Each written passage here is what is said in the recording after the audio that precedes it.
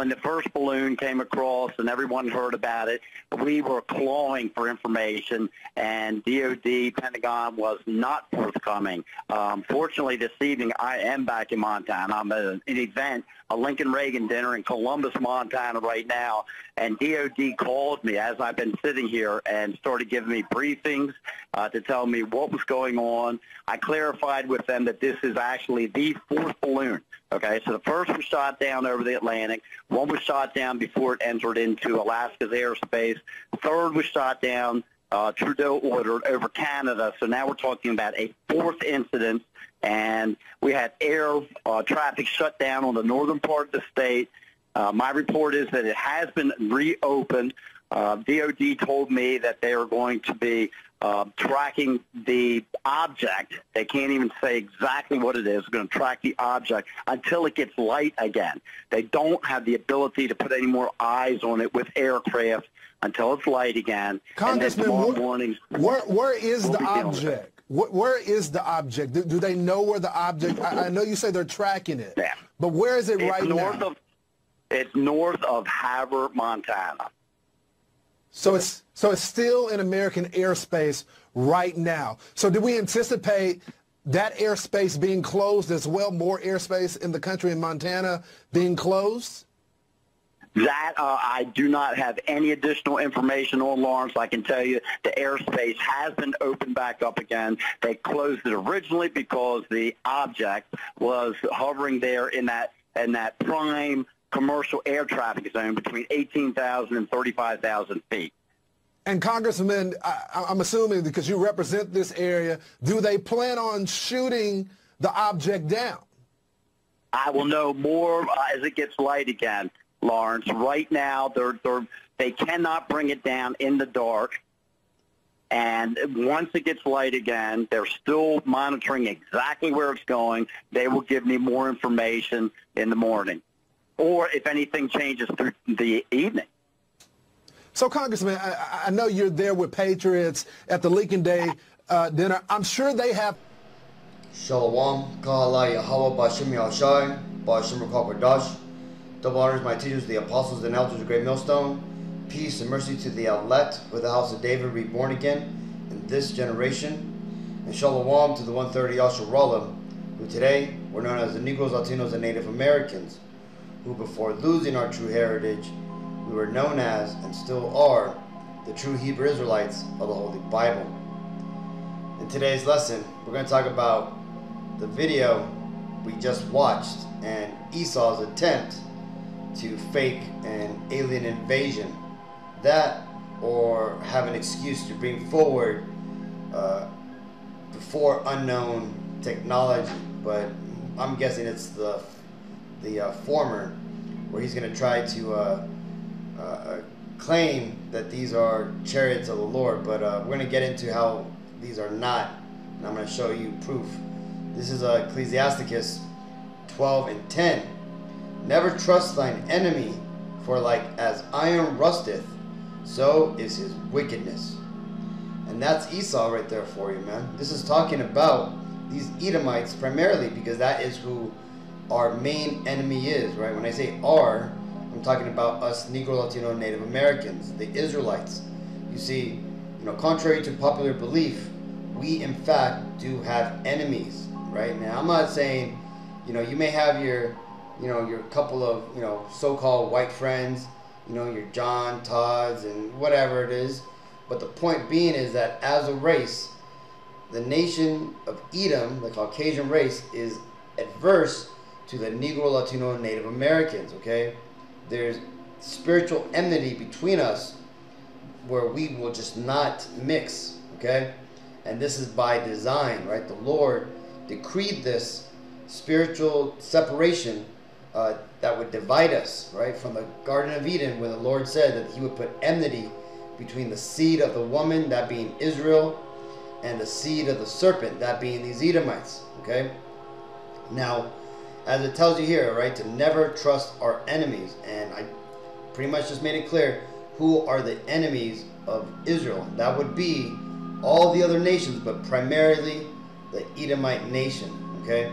The people who are perpetrating this I guess you'd call it false flag, okay? And we're gonna go ahead and watch this video. And before we get into this video, let me tell you about this lady. Now, this lady, she basically was the assistant of Wernher von Braun. Now, he was the Nazi scientist who built rockets for Hitler, who was basically brought over here to America to continue his Nazi research by the American Nazis. We call them today the, globalists, right? Or basically the liberals. You know, there's even conservative Nazis, but basically for the most part, the Edomite elitist, right? Because that's really who the Nazis were. They were simply just Edom without so many veils upon their facade, right? They basically, came out and showed the world what they were about. Well, Wernher von Braun, the Nazi scientist who was brought over here during the Project Paperclip, which was orchestrated by the CIA to pluck and cherry pick the best scientists from the Nazi regime. Well, he came over here and built the NASA space program, right? Which really is just the Nazi space program, but retooled to be for the American nation, right? The new Nazi headquarters, I guess you'd say. Well, that being said, this woman here was Wernher von Braun's assistant for the last 4 years of his life, right? And she's going to let us know what Wernher von Braun told her, and pay attention to the last, puzzle piece that's going to fall into place, what she says it is. The corporate manager of Fairchild Industries in 1974 through 77, I met the late Dr. Wernher von Braun in early 74. At that time, von Braun was dying of cancer, but he assured me that he would live a few more years in order to tell me about the game that was being played, that game being the effort to weaponize space, to control the Earth from space and space itself. Von Braun's purpose in life during the last years of his life, his dying years, was to educate the public and decision makers about why space-based weapons are a dumb, dangerous, destabilizing, too costly, unnecessary, unworkable, undesirable idea. The strategy that Wernher von Braun taught me was that first the Russians are going to be considered to be the enemy. In fact, when I met him in 74, they were the enemy, the identified enemy. We were told that they had killer satellites. We were told that they were coming to get us and control us, the dirty commies, that whole story. First, the Russians were the enemy against whom we're going to build space-based weapons. Then terrorists would be identified, and that was soon to follow. We heard a lot about terrorism. Then we were going to identify third world country crazies. We now call them nations of concern. But he said that would be the third enemy against whom we would be needing to build space-based weapons. And the next enemy was asteroids. Now at this point, he kind of chuckled the first time he said it. Asteroids, against asteroids, we're going to build space-based weapons. So it was funny then. And the funniest one of all was against what he called aliens, extraterrestrials. That would be the final card. And over and over and over during the 4 years that I knew him and was giving his speeches for him, he would bring up that last card. And remember, Carol, the last card is the alien card. We're going to have to build space-based weapons against aliens. And all of it, he said, is a lie. He didn't. And that's pretty much it there, Akim. So you see, so this whole alien invasion was has been orchestrated from way back then, right? Now, again, this right here is a video of the actual supposed UFO, right? And again, if you seen these videos of what chariots actually look like, this is not it, right? Chariots do not look like floating, metallic balloons, right? No, on the contrary, they look like globes of light. And these globes of light are basically faster than anything that can be produced here on Earth, right? They can maneuver in ways where they could, dodge bullets. We've seen videos like that. In fact, I'll go ahead and interlay it in post. But this thing here, this is just hovering there, right? It's simply, has some sort of anti-gravitational technology, right? Which is pretty impressive in itself. But again, it's not. It may even simply be a drone with a supposed UFO, skin around it. But the point being is that this is not a chariot of the Lord. Now, like I said earlier in this video, who knows? This may not be the Project Blue Beam, right? Fake alien invasion, right? It may simply be something that Esau is going to use to justify the quick releasing of superior technologies, things that he's been holding on to for decades. Because again, if you're unaware of this, the U.S. government and ultimately the elites of the world, they're about 40 to 100 years, more advanced in technology than the rest of society, and that is on purpose.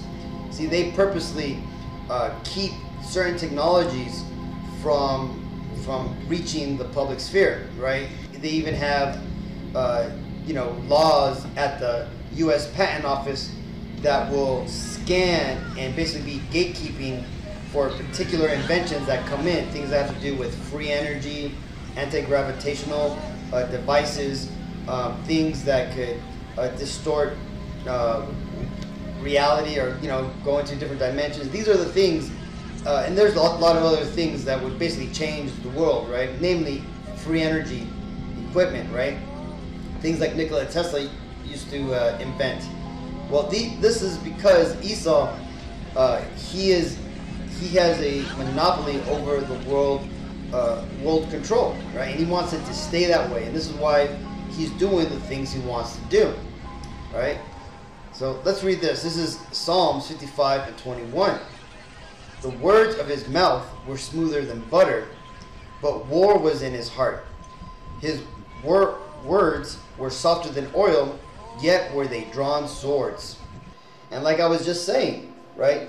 This may be simply a way that these devils are able to justify the appearance of life-changing technology, right? Because you see, these Edomites that have hidden these groundbreaking technologies that we've known that they've shelved and they've basically blacklisted for years, right?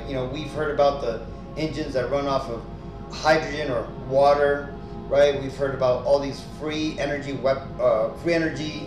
machines that would basically make oil and gas obsolete, right? And the thing is that these devils, they now need this technology. So who knows? This may be a way that they could say, oh, well, we got this information from these aliens and stuff, right? Instead of saying, oh, we've had this information and now we're bringing it out. You know how much trouble they would get into if they came out and revealed that they've been keeping advanced technology that could basically save humanity from the so-called global climate change and all these different energy crises that are going around. This is why they need to have a way to bring out technology. So who knows? This may be it, right? Because they can only bring out technology so fast when they use people like Elon Musk or Jeff Bezos as the poster child for inventions, right? But the thing is that they need to be able to fast track, high-end or advanced technology, so that way they can use it to prepare for the coming true invasion of the Lord, the second coming of the Messiah, right? And why is that? Well, because the Bible says that the leaders of this world, who would be the Edomites, are going to try to war against the Lord, and ultimately they're going to lose. But let's say it's not that. Let's say Esau really is going for the gusto, and let's say he really is going to try to, pretend that these are the chariots of the Lord. Well, one, these aren't the chariots, right? Because as you're going to be seeing in just a bit, I'm going to interlay some videos of actual chariots and what they actually look like and how fast they fly and maneuver, right? These have no similarities to the video I was just showing you, Akim, right? But again, most people, they don't really pay attention, right? When you get into the statistics of just the general population here in America, only about 20 to 30% actually watch the news, right? And actually understand what's going on, right? And when I say, what's going on, I'm talking about just what mainstream media talks about. The majority of people have no clue of current events, right? They don't even understand that Turkey just went through a massive, possibly man-made earthquake. They don't understand that Israel might be going through a civil war right now. They don't understand that Iran, North Korea, China, and Russia are all kind of gearing up for war against America and the NATO powers, right? They don't even comprehend that this is happening. All they know is that this is a bad year, and we're still recovering from the C-19, right? Most people are so ignorant to what's going on that they don't even know they don't know. But hey, like the Lord says, man, so those destined for the sword to the sword. This is Revelations 12:9. And the great dragon was cast out, that old serpent called the devil and Satan, which deceiveth the whole world. He was cast out into the earth, and his angels were cast out with him. So you see, these devils, these Edomites, right, who are the physical manifestation of Satan here on earth, they are what you would consider the angels of Satan, right? There's a book called the Angels of Satan that literally reveals these globalists, these elitists, as the devils, man, as the devils the Bible speaks of, right? It basically spills the beans on all the satanic practices that they do. Well, what does the scripture say right here? That they deceiveth the whole world, right? We just came out of one of the largest psyops to ever be perpetrated on humanity, right? And the thing is it's only going to continue to get worse, right? We're going to go into the next phase of hysteria, right? Because again, and this is the first time this has happened, right? If you go back before World War II, after Pearl Harbor was attacked by the Japanese, you had what was known as the Battle of Los Angeles, where basically supposed UFOs showed up over Los Angeles, right? But who knows? That may have been Esau, flying weather balloons or flying, something to make it look like we may have been under attack, or it may have been the Japanese coming back for seconds, right? But ultimately, after that, that's when the President of America declared war on Japan. But again, who knows? This may be something that Esau is going to use to basically, forward the World War III agenda, which the Bible refers to as Armageddon. But either way, Akim, I just wanted to show you this. I wanted to reassure you, Akim, that these aren't the angels, man. These aren't chariots. This is simply just Esau, being a deceiver, man, being a devil like he is, man, right? And that we should never trust our enemies, man. That doesn't matter how frantic and hysteric they sound on the news, how they don't know what it is, but they're going to get to the bottom of it. Hey, just remember Esau as the person who gave the answer to a question nobody ever asked for, man, okay? That's who Esau is, man. He comes forward with his solutions to the problems that he created, right? And this is the problem he's creating right now, so that way he could come out with a solution. That solution being either he's going to reveal some far out of this world type of technology, or he's going to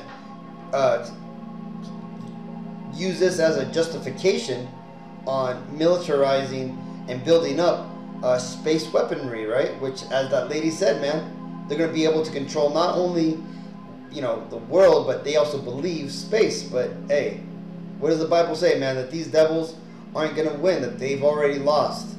Okay, so just remember and keep that in mind, Akim. So hopefully this video was edifying. Until the next time, I want to give all honor and glory and praises to Yahweh, Bashem, Yahushai, Bashem, Rakal Dash. Double honors to my teachers, the apostles and elders of the great millstone. Peace and mercy to the elect. Shalom.